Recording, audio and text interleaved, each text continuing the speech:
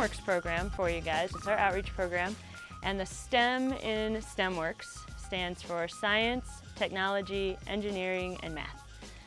The kids really love the hands-on components, specifically the technology. All the new pieces of technology that they've never seen before, they love using.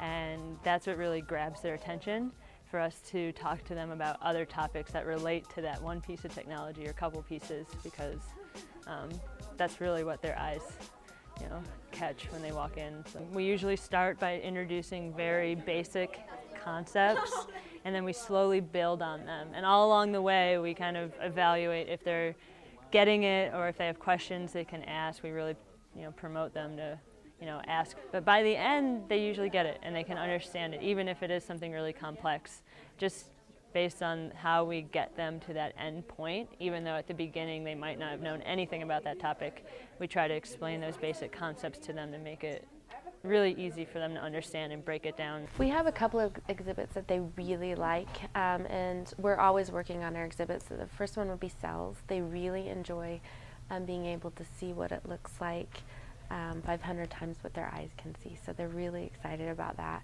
And it's kind of funny because you get groups that are really shy about it, and then as slowly as they realize it's not going to zap them or scare them, then they want to see everything. And I always have to tell them not to look at their eyeballs, their nose, and their mouth. We've just added another one called the Magic Planet, which is a 16-inch globe with an internal projection on it that projects data from NOAA and NASA on it. And we're using that for climate change, so that I can show, for example, here's what sea level rising, if the polar ice caps melted, which are already doing, and we already know we have towns moving to higher ground, then what happens if it all melts?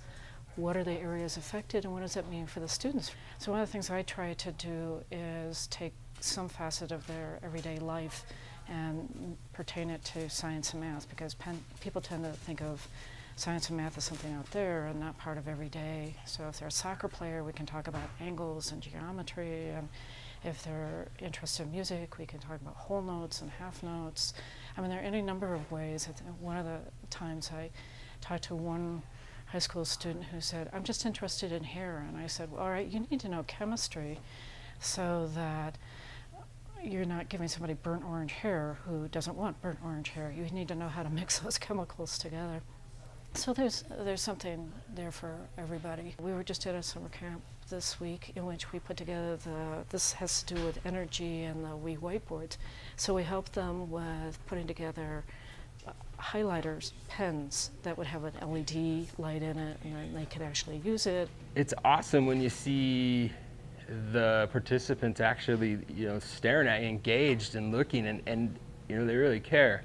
I've had a couple comments, one from a kid who said, I learned more than 10 minutes from what we were just talking about than I did all last year in chemistry, and so that felt pretty good.